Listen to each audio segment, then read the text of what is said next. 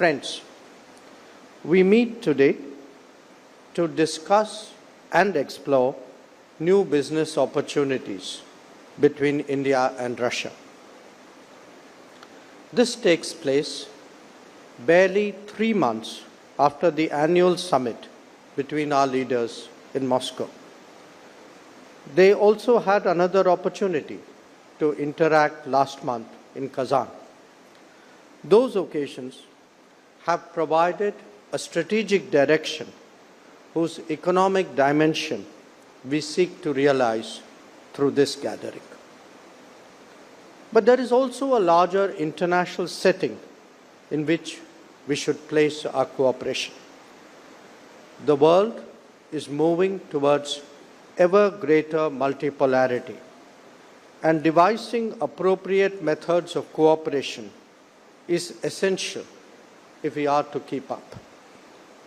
Moreover, Russia has consciously focused more deeply on Asia since 2022. This has created many more avenues of cooperation.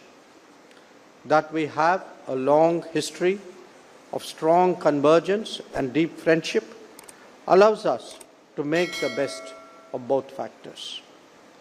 That the two economies are so complementary is also a key consideration.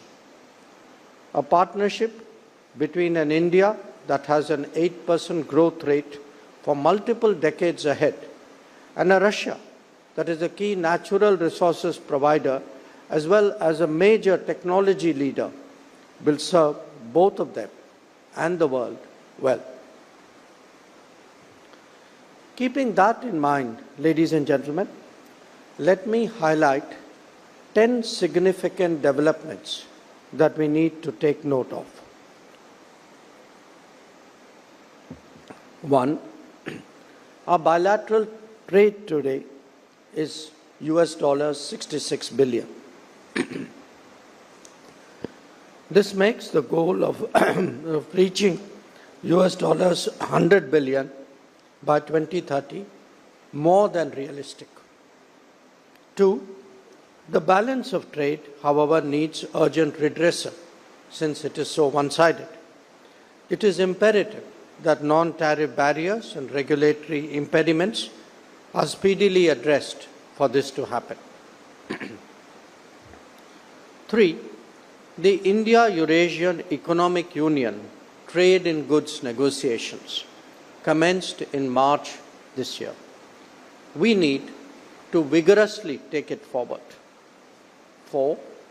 The first ever bilateral investment forum took place in Moscow in April 2024.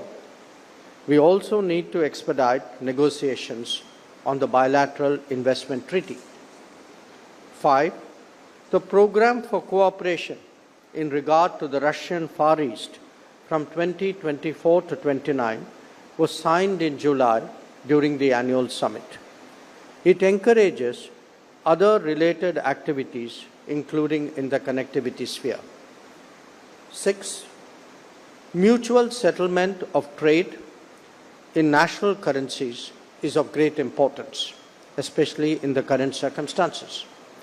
Special rupee Vostro accounts are right now an effective mechanism. However, even in the short run, a better trade balance with national currency settlements is obviously the answer. 7. Signing of a bilateral agreement between our customs authorities of the two countries in May 2024 on authorized economic operators has had a big impact on smoothening the ease of doing trade. 8. 3 connectivity initiatives, and the First Deputy Prime Minister mentioned it as well.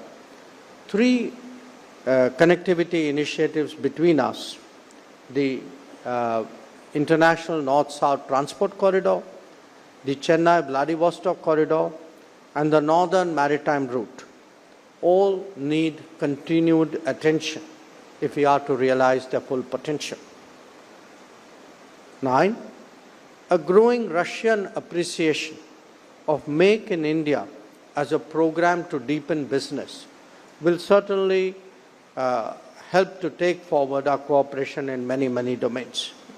And finally, I flag to your attention the importance of non-economic domains such as education or film as contributions to a larger societal but also economic connect between us. Now, all of these issues, the 10 that I listed, they're all expressions of the task that our leaders have given during the annual summit to develop a comprehensive economic partnership between India and Russia. In fact, they have also charged us with developing a program of economic cooperation till 2030, on which work is currently underway. So, ladies and gentlemen, I am sure you will agree that the business community of both countries should take note and appreciate the strong direction given by the governments to take forward our trade and investment ties.